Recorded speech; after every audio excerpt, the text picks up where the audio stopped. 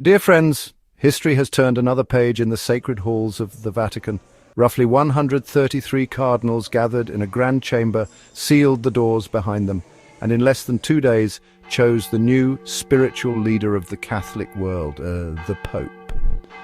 But this isn't just a religious figure. No, the Pope is also the head of state of one of the most powerful spiritual political entities in history, the Vatican.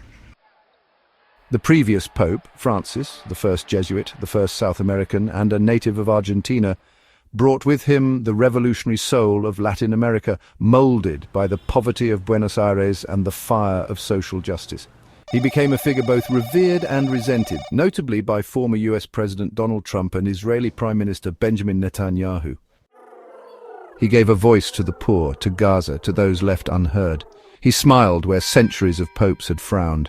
He was a pope that defied the cold power of history, stained with kings, tyrants, and bloodshed. And yet, history remembers how a Polish bishop's rise to the papacy during the Cold War triggered a geopolitical storm. A Turkish gunman named Mehmet Ali Aka tried to assassinate him. Rumors pointed to the Bulgarian mafia, KGB, even CIA. But the truth remains blurred by time and silence. And now, we witness another twist. The papal throne has crossed continents once again. Imagine Goree Island off the coast of Dakar, a blood-soaked gateway where countless African slaves were sent to America, Europe and Latin lands. There in a small church built by the Portuguese, I once filmed a statue of the Virgin Mary, crafted as African, a symbol so stark it echoed across time, a black Madonna in a colonial chapel, hypocrisy and holiness braided together. The new Pope has taken the name Leo XIV, Cardinal Robert Prevost, born in the gritty back streets of Chicago in 1955. On paper an American, in spirit deeply Latin, forged by decades of service among Peru's poor. Not a frontrunner, not expected, and certainly not favored by the right, yet here he is. 2 years ago, Pope Francis made him a cardinal. Today he carries forward the left-leaning reformist torch of his predecessor, a path that could one day place an African pope on the throne of St. Peter. Already the critics circle like vultures. Trump loyalist Laura Loomer branded him right-wing site, accused the church of becoming a tool of globalists to oppose nationalism and Trump's America First vision. Prevost pushed back hard.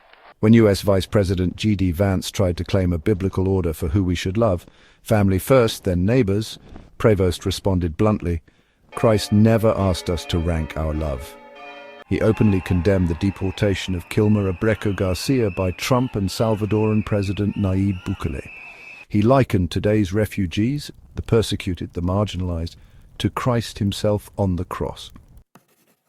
Leo XIV has already signed the Catholic climate petition. He stands firm on climate justice, economic reform, and a deeper theology of compassion. He sees unchecked capitalism not as divine destiny, but as a perversion, a betrayal of sacred values. He is to some a dangerous pope, to others a much-needed prophet. A man shaped by the slums of Peru, a voice rising from the Americas, a challenge to power from within the very heart of it. Once again, the Vatican has made its choice, and once again, the world holds its breath. If you found this story thought-provoking, don't forget to like this video, subscribe to the channel, and leave a comment below. We want to hear your thoughts. Is this a new era for the Catholic Church, or just the calm before another storm? Thanks for watching. We'll see you in the next one.